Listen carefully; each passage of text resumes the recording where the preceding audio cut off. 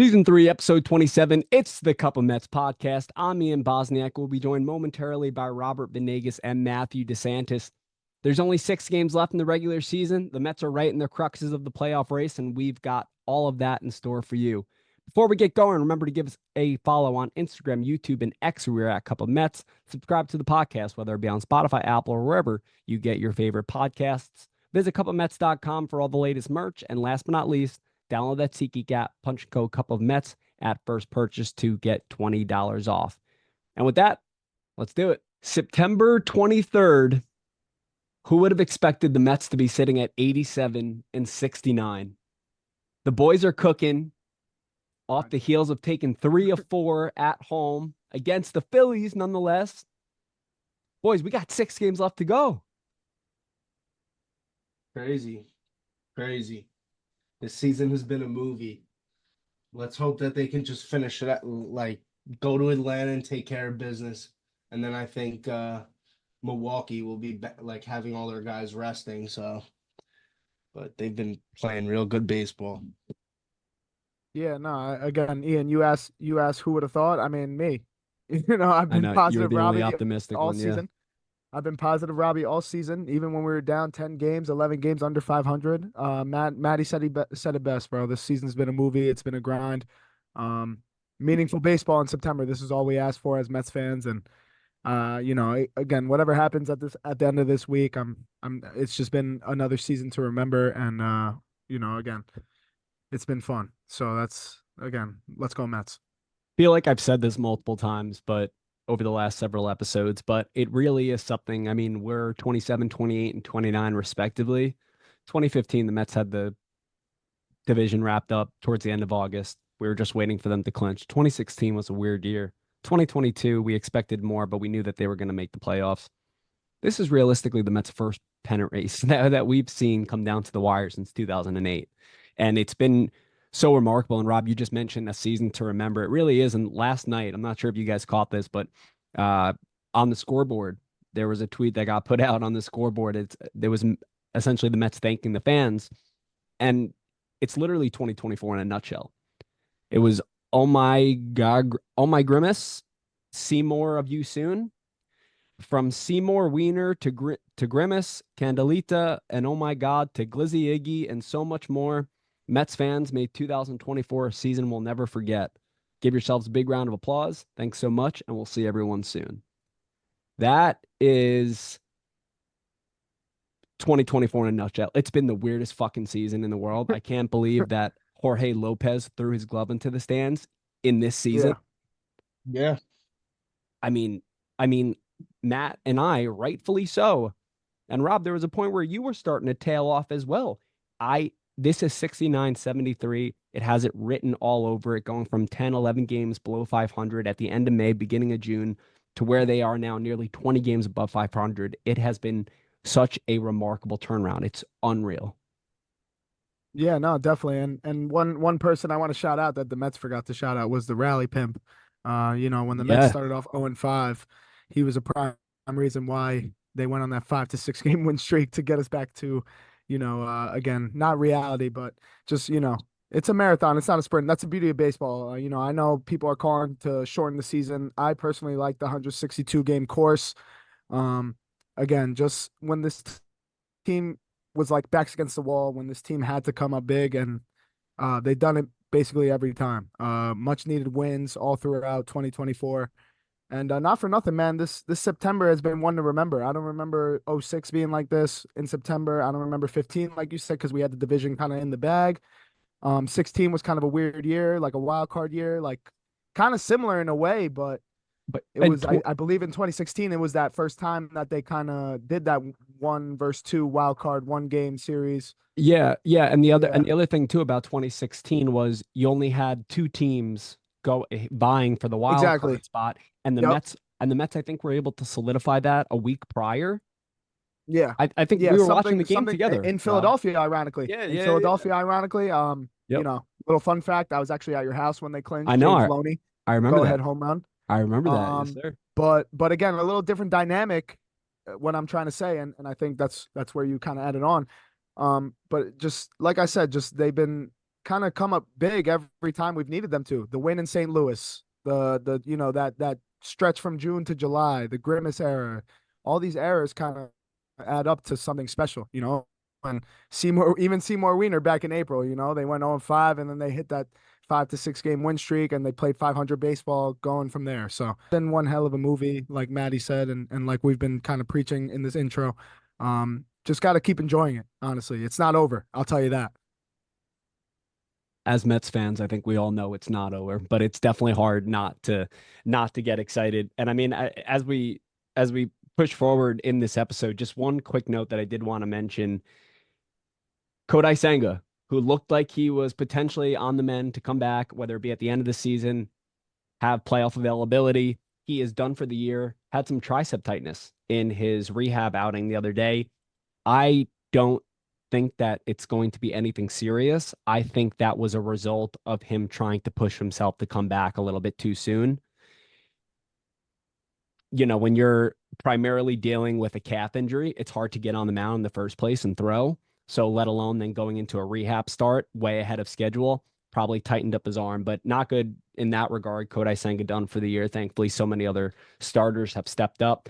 And obviously, since the last time we spoke, the Mets had a 6-1 homestand, swept the Nationals, took 3 of 4 against Philly. Francisco Lindor was not present. Still dealing with a lower back injury. MRI showed nothing structural, but he missed his 7th consecutive game. And again, the Mets went 6-1. They say that he could return tomorrow night in Atlanta for the beginning of the series. With that said, pain tolerance for him regarding the back will be something that he'll most likely have to manage for the remainder of this year. What are your guys' expectations for Francisco Lindor when he comes back? I mean, obviously the Mets are doing pretty decent without him currently. They do need him, but what are your expectations for him when he comes back, and how do you think the Mets should handle him while easing him back and ensuring that he doesn't get hurt like for a long period of time? Because we also had a former captain who had a crazy back injury. I think that honestly, like you said, that they are playing well without him. We do need him for the playoffs and for the long run, but I think we should be worrying about one game at a time like we have been. We still got to beat the Braves, and that's down in Atlanta, and we've known in prior years that we've gotten screwed down in Atlanta and the end of the year. So, I mean, Acuna's played real well at shortstop, so I'm not really too sure how you just let Lindor get rest and then maybe have him ready for a wild card round. But Acuna's been playing well. I would rest him, honestly. Yeah, no, very well said, Matt. I think I'm not going to speak for every Met fan. I'm going to speak for the Cup of Mets podcast. I think we all knew that the season was going to come down to this series. I think even the Mets knew that the season was going to come down to this Atlanta series. So I think they handled it really well in terms of just holding him back against Washington, not really rushing the process. Not like they tried to do in Philadelphia, but they tested it. They played with fire a little bit.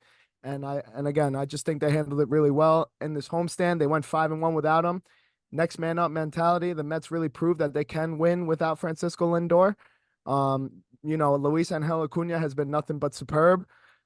Again, they've handled it really well up until this series, which is basically the season for the New York Mets. So I think again, once he is announced that he's starting tomorrow, I think it's right where he left off, that MVP type caliber player. And again, hopefully we hope nothing but the best, obviously, for Francisco and the Mets moving forward. Something that I'm thinking as well, and Mendoza said this in, I think, his pregame the other day. He said that Lindor knows his body best, and he knows when he'll be ready to play. Something that I was thinking about is we already know, and we'll talk about clinching scenarios for the Mets in a little bit, but if the Mets take 2 of 3 in Atlanta, they clinch and they're in because they hold the season series over Atlanta. Therefore, even if they were to end up with a tied record, the Mets would be in the playoffs. So my idea is that I think Lindor not only does he know his body well and will feel like he's able to play tomorrow, but I think that he's also going to say to himself, I recognize this is something that I'm going to have to deal with, but I have to play through it if I can, given where the Mets are in the season right now. And I think that the best case scenario for the Mets would be obviously win the first two games, clinch your spot with Lindor playing, and sit him for the last four. Sit him for the Yeah. last four. Give him that rest, right? Maybe give him a couple at bats on Sunday in preparation for the wild card round. Knock on wood. Again, I'm still doing it. But that's the way that I would handle Lindor because I agree. I think he's going to come back into the lineup, make an impact. I think that the Mets are going to have to adjust what and how they go about their defensive alignment and their lineup in general with Lindor coming Mhm. back in. But I think that's just something that I'm hoping and praying that the Mets can take the first two. Also, there's a crazy cyclone hurricane that's coming up the East Coast, and that could wipe out Thursday's game. That could really cause a massive issue for the Mets. Got to pray that that stays away. But that's what I'm just hoping. I just hope that he can, you know, play for the first two games. The Mets can win, clinch their spot, and he can sit for the remainder. How would you guys go about handling the lineup and your defensive alignment, given the successes that we've seen from Iglesias and Acuna, and knowing that you need Lindor in the lineup? How would you go about everything? Because there's multiple ways that you could go about it. No, yeah, there's a lot of ways you can go about it.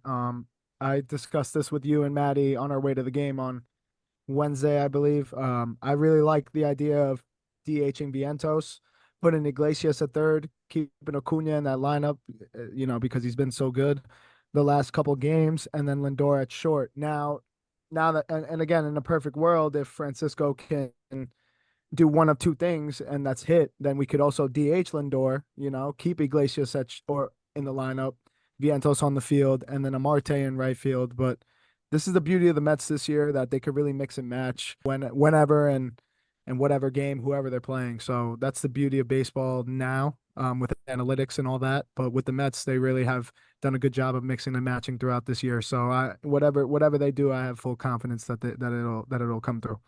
Yeah, and honestly, like that's the same exact pairs that I was gonna say. I think you have to keep Acuna on the field, and I don't want them to rush Lindor back because that can end up coming back to stab us in the stomach. But yeah, you can always move Iglesias around, DH Vientos and stuff like that. Mendy has a lot of options, so it's good.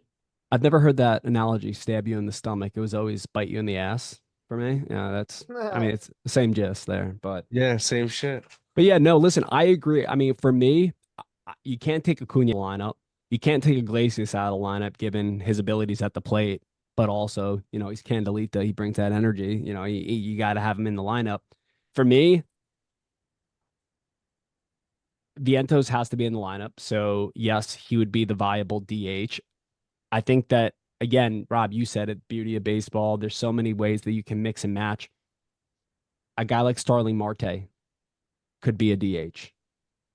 Tyrone Taylor has been hitting the shit out of the ball. And I think that having your hottest hitters in the lineup throughout these last six games is going to be your most important factor. And for me, no matter what, when I'm thinking about different alignments, when I'm thinking about who should start where they should hit in the batting order, the one thing that I do know right now is that the Mets should not be playing JD Martinez. And I know they came out of nowhere, but even last night, you could see the lineup just looks so much different without JD Martinez in it. It's a shame, but I think utilizing Tyrone Taylor in the outfield, having Starling Marte DH, or having a Vientos DH when Lindor comes back, I think those are all viable options because the Mets lineup is not only much more productive, but they make much more productive outs. Whereas a Martinez in the middle of the order, we've seen it. I mean, he's 0 for what? His last 28 up at the dish. He's looked like Yeah, trash. he's been god awful. You can't put him in the lineup. Yeah. So I think that with your pieces that you have, Rob, you said it's beautiful that Mendy can do all these different things. I think they just need to work around JD Martinez at DH, or whether that's Vientos at DH, or whether that's Starling Marte at DH, and you have your outfield of Nimmo, Bader, and Taylor, whatever it is. I think that obviously getting Lindor back is key, but then there are some question marks that and questions that you're gonna have to answer in regards to, is JD gonna get ABs? Is Acuna gonna get ABs? How are they all gonna get ABs? You know what I'm saying? So that's kind of I don't even know what am I making Yeah. sense? No. And again, you make a great point, but I think the Mets, like I said before, I think the Mets are in a position where kind of shades of 2015 with Michael Kadire. They're going to play the best guys 1 through 9. He'll be that veteran presence. I like that. Yep. JD Martinez, who I'm talking about. And again, Mendy's done a great job of mixing and matching, not only when the game starts, but throughout the game. Sixth, seventh, eighth inning, he's making moves defensively or some pinch hitters here and there. And again, I love JD.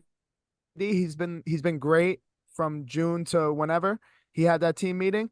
But again, we're in a spot where we need to play the best. We need to play the hot hand, and Mendoza's been doing just that. So I think JD's just got to be a good teammate here at this rate and just be that veteran presence for guys like Acuna and Vientos and Alvarez, and just be that veteran clubhouse presence. Because again, we're winning. It's not like he's sitting and we're losing, or it's close games. Like, yeah, obviously that game on Friday was tough, losing 12-2, but the Mets bounced back again, winning Saturday and Sunday. Bro, I was taking the series. I'm sorry for cutting you off, but you said something before, and I was about to catapult into this, but you said that it didn't surprise you where the Mets are at this year because of the way that they've bounced back through adversity.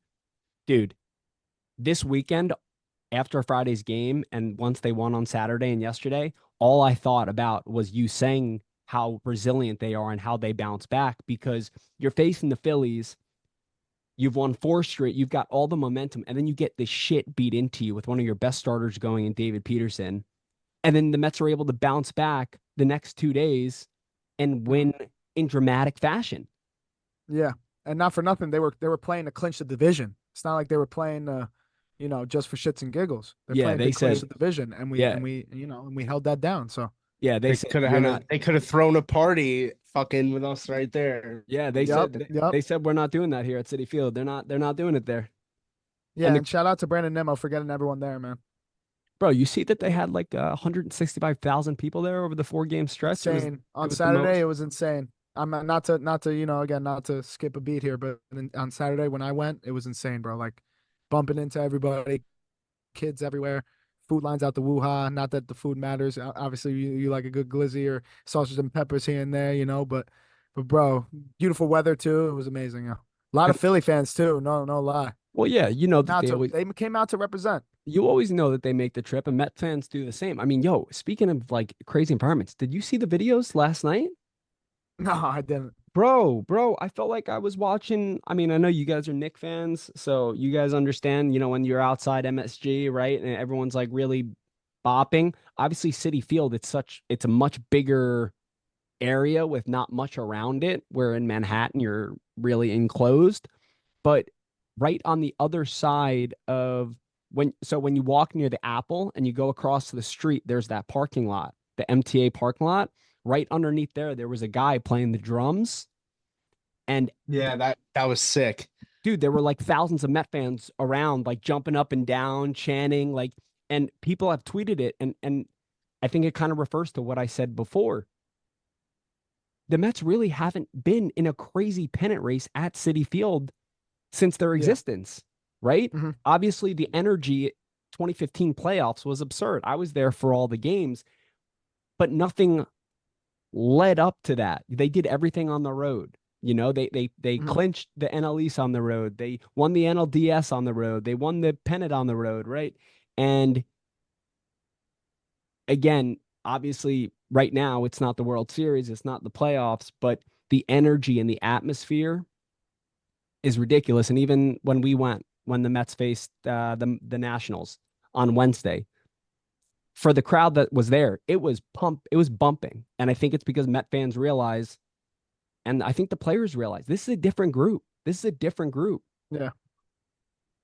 I think they also heard the couple of Mets podcasts, you bitching about their offense before the homestand. But bro, it wasn't just fucking me. It was everybody. I don't know, but it was great. Like I said, another response to, kind of not even duds, but just not hitting, coming home and scoring 10 runs in 3 games in a row. First time in franchise history is nice to see. Obviously, you got, again, great teams, and especially, teams that make runs in the playoffs, like they handle business towards the end of the season. We came in, I would have been content with 2 out of 3 against the Nationals, but no, we swept them, and then 3 out of 4 against the Phillies with 6 to play. We're really in a good position to not only, make a playoff run, but kind of slay the dragon here in the Atlanta Braves, man. Like, Mets kind of like a revenge tour from 2022 or something, man. Like, this is just great baseball. It's this playoff baseball, magic baseball, as we say. Yeah, and the roles are reversed Exactly. in 2022 because Hmm. in 2022 the Mets cruised for so long, and then they started shit in the bed in the beginning of September, lost some crucial series, and it led up to that moment where the Braves were able to sweep the Mets in Atlanta. But this time around, you had the Braves who, listen, it's remarkable where the Braves are for how they've performed this year. Some of the best players have performed this year, and also the injuries they've dealt with. They really haven't had the momentum. Their starting pitching has been really bad as of recent, outside of Chris Sale. So it's just one of those things where you look and it's like the Mets are the Braves of 2022. They're the ones that are going in balls ablazing, hot as shit.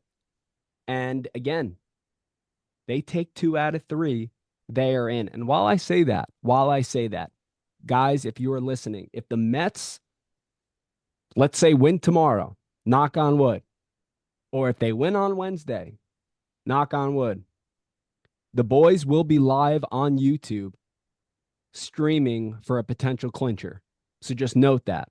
If you haven't subscribed to us already on YouTube, be sure to do that.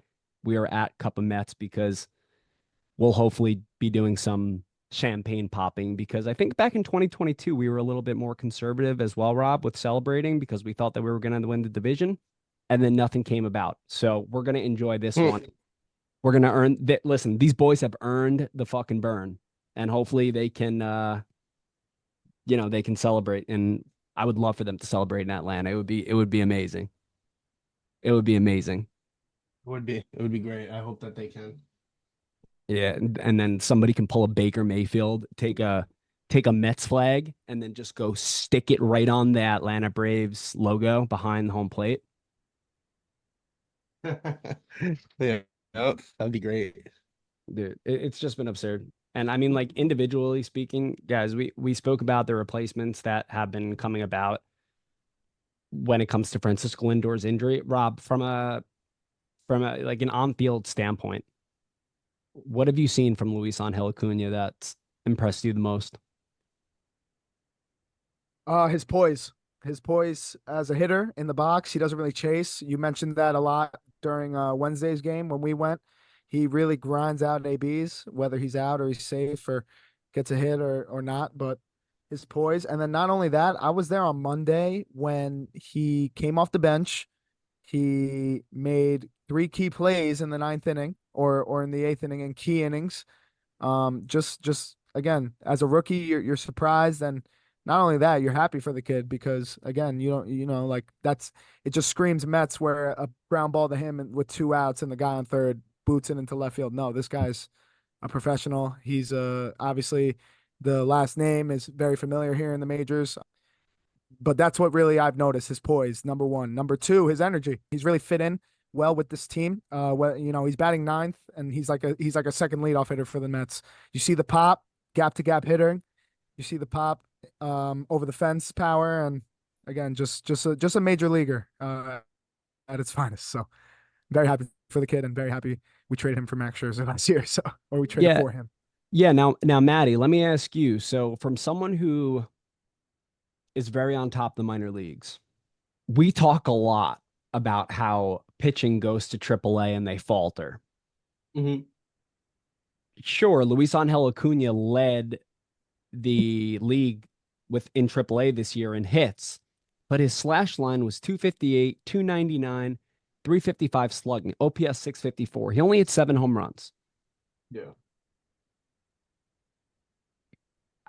This is a two-pronged question. I mean, Rob just listed out some of the things that he's seen. What do you think has made his transition to the majors so successful from what you saw him doing in Syracuse? And B, do you think it might not just be a epidemic pitching wise in Syracuse, or do you think that there's something more to it? Because it's not like people are putting up crazy numbers and then it's translating at the major leagues. We've Yeah. seen again, we've seen a guy like Angel Acuna, Luis Angel Acuna, who was struggling, didn't hit for much pop, and he nearly has half the amount of home runs that he hit in 130 games over his last 4 or 5 games. The pitching in AAA really isn't that good. So, I mean, I don't really buy much into the AAA hitters numbers. I look more at the tools and, like Robbie said, pop and I Acuna is just his game. I feel like was always going to translate to the MLB level And because like it's he's got a great eye. Like there's so much about AAA that it's just a lot of just bullshit numbers. I mean, a lot of these starting pitching prospects, like Blade Tidwell, looked fucking terrible this year. So like, I mean, I don't know how much it would translate for a pitcher, but I know Acuna's coming and he's teared up MLB pitching. So it just realistically, yeah, right. It just seems like whether it's a positional player, a starter, someone like it just seems as if when the Mets call kids up, they're either at the top and they have ridiculous numbers, or they don't have ridiculous numbers and it still translates. And I just wonder if, I mean, because again, as I said, Acuna 7 home runs in 547 minor league at bats this year, and we talk about the pitching is pretty bad in AAA. So those numbers should have been better, right? Yet at the major league level, in 29 at bats, he has 3 home runs. It is yeah, it, it, it's like it's otherworldly. And Rob, you mentioned the defensive presence, making those integral plays, and obviously those were kind of plays that a shortstop should make. But he's a 22-year-old rookie in a pennant race, replacing the first or second best shortstop in the game, and he's producing like this. And Yeah. I can't say it Yeah. enough. And I love the way that what I was hearing in the minor leagues was that he chased a lot, right? Hmm. We've seen the eye. It's been good. He hasn't chased. His swing looks exactly like Ronald. His swing looks exactly like Ronald. He's just smaller. Hmm. No, definitely, definitely. And for a guy that was projected to be in the outfield when he got to the majors, in terms of like the Mets roster, it's a good little problem to have, in 2025. Now you got him, Beatty, Vientos, Mauricio in the fold, McNeil. Again, it just gives us more options or more options for sustainable success, as David Stearns said in his press conference, which is good for Mets fans. Name of the game, sustainable success. So offensively speaking, there are a few things that have gone the Mets' way recently, and that is a guy like Francisco Alvarez waking up, Brandon Nimmo waking up, Starling Marte waking up, and then Tyrone Taylor, his impact that we've spoken about. Pete Alonso tipped his cap to the fans yesterday, which could have been his final home game as a New York Met. He did have that big game where he put up 5 RBIs on Thursday. What are you guys changing your tune at all with Pete right now? Obviously, he's riding the ship when it's needed without Lindor, but I just still am not seeing him put the team on his back, even with that 5 RBI performance. What are you guys making of Pete Alonso right now? I mean, I'd like to see more from him. I wouldn't say that and like what he's done the past few weeks has been nice, but he's still like swinging that shit outside the fucking zone and could be doing more. So, I mean, I I hope mean, it's not his last game at home, but and you also got to think he's 30 years old and I'm not paying him over 20 million a year. yep. Yeah, so we mentioned the atmosphere at Citi Field, the last couple games, the last week or so. It's good to see that obviously Mets fans have an idea of what's going on, whether it's the pennant race, whether it's, again, the Pete Alonso potential last home game as a Met. Um, Obviously, what I'd like to see more of him is more clutch moments, like we've talked about the last couple months. He does strike out a lot. Maddie makes a great point. He's chasing still at the low and outside breaking ball, or not to get into the specifics, but again, as I've appreciated the leadership role he's taken with the absence of Lindor. But at the end of the day, Mets fans want to see results and they want to see clutch moments. And, if Pete Alonso wants to be solidified as that Met forever, then he's got to have more of those, in my opinion. Obviously, I'm not gonna get into 2025 plans right away, but as a fan, my whole life, excuse me, I've obviously appreciated what Pete Alonso has done as a Met, for us. I think I could speak for most of us right now, but again, his story's not done until the last out of the season, and I hope he resigns and becomes a Met for life. But at the end of the day, whatever happens, I'll always appreciate and remember this moment. It was definitely, it was, I'm not going to say I was emotional, but it was one of those moments where in my head, I said to myself, I feel like we're going to see him again at home just based on the way that the team's playing. But also, it's one of those that you say to yourself, 2019 feels like it was yesterday. When he set the Yeah. NL rookie home run record and this and that. And now all of a sudden we're 6 years later. He's about to hit the free agent market. And again, as Mhm. I said before, outside of the 5 RBI game on the 17th, he hasn't looked like I mean, that game, we were all hoping that that was going to be, his swing upwards in production. And since then, he really hasn't done it. I mean, on the 20th, he went 0 for 4 with 2 strikeouts. Yesterday, 0 for 4 with 3 strikeouts. Did walk 3 times on Saturday. But again, that's just something to note. Again, though, if Alonso can begin to hit more consistently here over these last 6 games and into the postseason, I think it would change a lot of perspectives and opinions on the Mets offense as we push forward to October. All right, let's get into it. The final 6 games of the season: 3 in Atlanta, then 3 in Milwaukee. I think, Matt, you said it before. We're hoping that Milwaukee will be resting some of their players by then. They've been playing pretty poorly as of recent, despite them coming back and beating Arizona yesterday, which helped the Mets out. But it's looking as if the Phillies and the Dodgers are going to get those first 2 spots, so they're not going to be playing for a bye. So, yeah, hopefully they're resting some of their players. But obviously, before Milwaukee, we got 3 in Atlanta. We'll be facing Spencer Schwellenbach, Chris Sale, and Max Fried. Braves essentially did the same thing that the Mets did, setting up their 3 best pitchers. Mets are going Sevy, Peterson, and Manaea. First off, each of you, give me an offensive X factor going into the.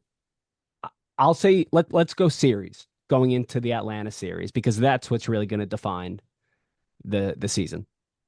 For me, Alonso. Final series against the Braves as a Met. I think he needs to have a big 3-game series. He's my X factor. Okay, Petey, Robbie. Don't say Pete. Obviously, come on, bro. Don't say Pete. Come on. Yeah, I know, Ian. I know. I wasn't gonna say Pete Alonso. What I was gonna say was Brandon Nimmo. Brandon Nimmo has shown why the Mets took 3 out of 4 from the Philadelphia Phillies. Again, he's hit that clutch home run. He's been starting to heat up at the right time, and when the Mets are hot, Brandon Nimmo's hot. So my X factor is Brandon Nimmo. For me, I'm going to say Francisco Alvarez. I would say Francisco Lindor coming back and making an impact. But again, until tomorrow when the lineup's posted, we won't fully know. So I don't want to dive into that. Francisco Alvarez, to me, I think is a massive cog. He's got 5 home runs in his last 15 games. And he's starting to turn on the Jets. You could tell that he's relishing the moments with the big crowds. And it seems like, take it out of Jesse Winker's book. It seems like he loves this shit. No joke. 2 home runs in his last 3 games. He's just looked like a different hitter. He's laying off a lot of those pitches down and away. And he's always been somebody that's relied on a fastball and that has swung at junk. And now it's looking like he's laying off some of that. He's getting that on base percentage up. He's reaching base at a higher clip. And again, the power is finally starting to come back now. He has 11 home runs. It was looking like he wasn't even going to hit beyond 10. So Francisco Alvarez, to me, is my X factor. Rob, pitching wise, again, I said Sevy, Peterson, Manaea. With that said, doesn't need to be a starter. Who's your pitching X factor? uh I don't I don't know because again, like it doesn't have to be a starter. The whole rotation has been great. But I Exactly. think That's why I opened up the yeah, floor yeah, there. but even like the whole rotation, like the three guys you name, like they could all be X factors. But my X factor will be not one specific person. It'll be one specific aspect of the game. That'll be the bullpen. Um, can they continue that hot stretch of pitching with a lead and holding the lead, which they did this homestand. Jose Budos looked great. Reed Garrett's looked decent. Edwin Diaz is back to, I think, Edwin Diaz like form. Phil Maton, shout out to him as well, and Ryan Stanek. By Those the way, guys, Mendoza, bro, you yeah, brought it up earlier. So while you're yeah. talking about this, I figure I No, just say go this. ahead, say it. Mendoza Mhm. managed yesterday's game perfectly with Literally, the bullpen. yep. Perfectly. I know Rob, you mentioned it earlier, so I wanted to bring it up and remind you. Behind the scenes, I did, yeah. Yeah. But yeah, my X factor for the rest of the season is the bullpen. Yeah, and I would say for me, it's got to be it is hard. I say Sevy. Nice. If he because he's gonna bring he's gonna he's whatever happens tomorrow night is gonna be like the vibe for the whole series or whatever. Like it's gonna lay the foundation. If he can start strong, maybe go 6 or 7 innings, and the Mets can put up some runs, that would be a hell of a start. Leaves it so it's like we have 2 more games to win another and clinch there. Exactly. Putting the ball in our court. Yep. Without a doubt. Without a doubt. I think that Sevy definitely is the X factor opening up that series. Rob, the bullpen in general, I agree with you. I, I listen, I don't want to. I'm not. Oh shit. I don't want to. I'm not jinxing the rotation because they really pitched well, all of them. I mean, Quintana's got a .28 ERA over his last 5 starts. Who the fuck thought that that was ever going to happen? We were calling for his release at least 20 times this year, but he's been tremendous for me. Outside of the starters, I gotta say Edwin Diaz because Rob, you said Edwin Diaz looks like the Edwin Diaz is old. Over the last several games, we have seen him record both a 4 and a 6 out save, right? And when you're looking at him last night, yeah, sure, he walked 2 batters, but he struck out 4 in 2 innings, gave up 1 hit, and was able to throw 30 pitches.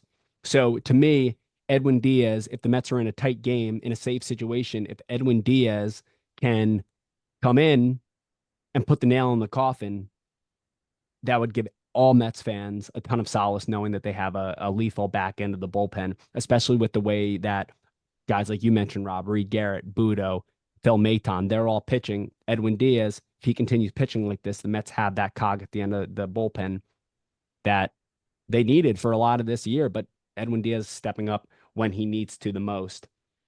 Now, again, let's just do the series. No, fuck it. Next 6 games. What's the Mets record? How do they do in each series? Matt, you go first. Mm, I think they win Predicciones for the final time. five out of the last 6. They win 2 out of 3 in Atlanta and then sweep the Brewers. Do you have a date? Do you have a date in mind for when the Mets are going to win that second game?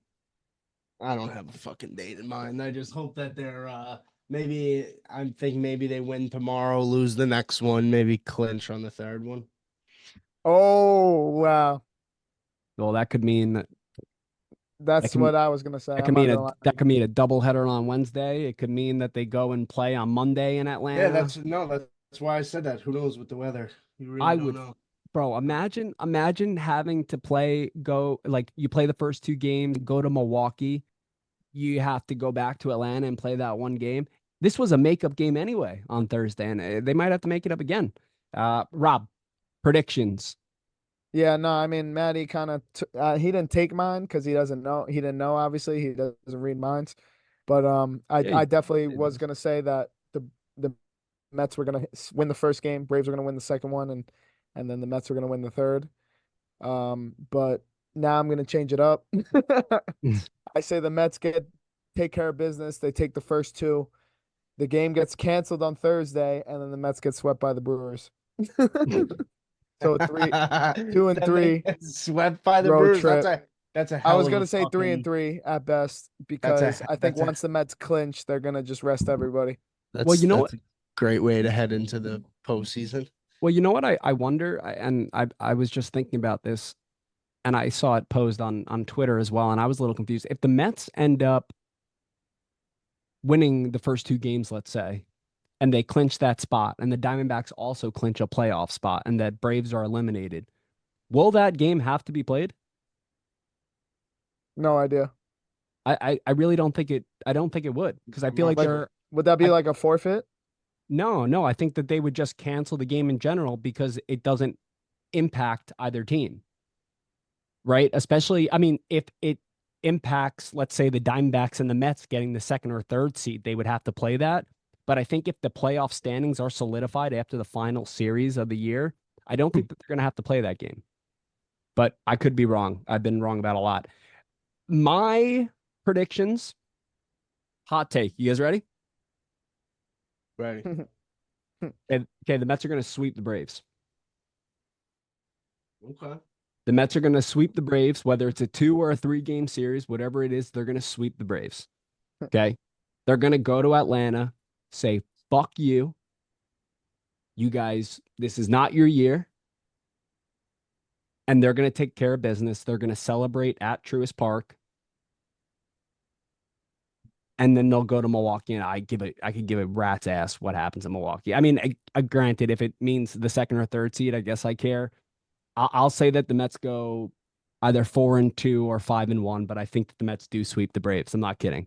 I think that Nimmo, Alonso, Lindor, I think they all look at each other and they say, let's redeem 2022. And with the likes of Sevy, Peterson, and Mania going, I feel very confident. Schwellenbach, he can be beat. Max Fried has looked really vulnerable this year. It's Chris Sale, that second game. That will be tough. But again, we'll see.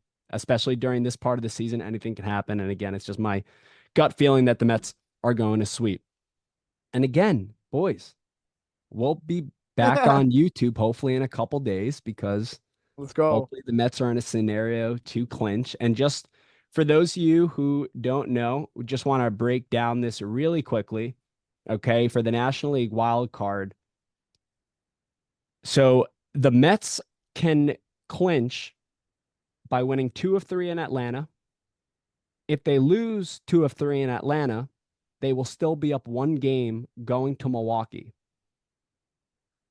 Now, if the Mets and Braves end with the same record, Braves will make the playoffs because they own the tiebreaker over the Mets. So whoever wins the series, if they end up with the same record at the end of the year, and let's say the Diamondbacks already clinched, that team will end up in the playoffs. It's important that the Mets obviously win the series. But if they don't win the series, they got to go to Milwaukee and take care of business. And I think that's where what we spoke about before, them resting their players, hopefully that can help us. Again, though, here on a day that I think 99% of the league has off on this Monday, just a quick glance at the standings. The Dodgers, 93 and 63, they've already clinched. The Phillies, 92 and 64, they've already clinched. When I say clinched, those are playoff spots. The Brewers clinched their division. They're at 89 and 67. The Padres are 3 games up in the wild card at 90 and 66. The Mets and Diamondbacks are tied for the second wild card spot at 87 and 69. Isn't it crazy that if the Mets win 3 games, they match their win total from the year that they went to the World Series in 2015? They only had 90 wins. And the Mets could exceed 90 wins. If somebody would have told me that the Mets were going to exceed 90 wins or come close to 90 wins in May, I literally would have bet my savings that you were wrong. Over. Yeah, I think the over was like 82 or 83 and a half, whatever it was. Yeah. Yeah, dude. And the fact that you were 11 games under 500 at the end of May going into June, I mean, again, 69-73 all over again. And then you got the Hell yeah. Braves. Yeah, hell yeah. And then you got the Positivity. positivity. You like that. And then again, the Braves 85 and 71. And then we'll see, man. But again, these games upcoming are of the utmost importance. And then in Milwaukee, we'll see some sort of combination of Quintana, McGill, and Severino. I think it's all dependent if the Mets clinch, because then you'll see some players being rested. With that being said, boys, this is the final episode that we'll be recording here in the regular season. Hopefully, knock on wood, pray that next weekend we are not wrapping up the season. Hopefully next week we are preparing for the playoffs, and we'll have an episode 29 and 30 as well. But again, it all depends on the Braves series, which begins tomorrow night. And I know that all three of us could not be more excited. Any final words? Let's just hope this ain't our last episode, bro. Let's fucking go Mets. Let's get after it. Let's beat them Braves. Yes, sir. No, of course, man. I mean, we made it. We made it this far. Meaningful baseball in September. 6 more games to go. Let's enjoy the ride. Let's go Mets. And yeah, like Maddie said, hopefully this isn't the last episode of season 3 of Cup of Mets. I got a gut feeling it's not gonna be. I got a gut feeling, boys. I got a gut feeling. And we'll go from there. With that being said, remember to give us a follow on Instagram, YouTube, and X. We are at Cup of Mets. Subscribe to the podcast, whether it be on Spotify, Apple, wherever you get your favorite podcasts. And just a reminder, as I mentioned before, if the Mets are in any clinching scenario, you already know we'll be live on YouTube, watching the game, streaming to watch our boys clinch. And we'll definitely have some champagne on hand as well. We'll put that shit on ice. Visit cupofmets.com for all the latest merch. And last but not least, download that SeatGeek app, punching code Cup of Mets at first purchase to get $20 off. Oh, and we are also affiliated with Smackin' Sunflower Seeds now. They have all these crazy flavors, unreal, big seeds, garlic parm, cinnamon churro, backyard barbecue, ranch, Whole bunch of so different many. ones. Use code Ian05405, I believe it is. Yep. If I'm wrong, just watch our last reel on Instagram. Okay. For Rob Venegas and Matthew DeSantis, I'm Ian Bosniak. Guys, let's do it.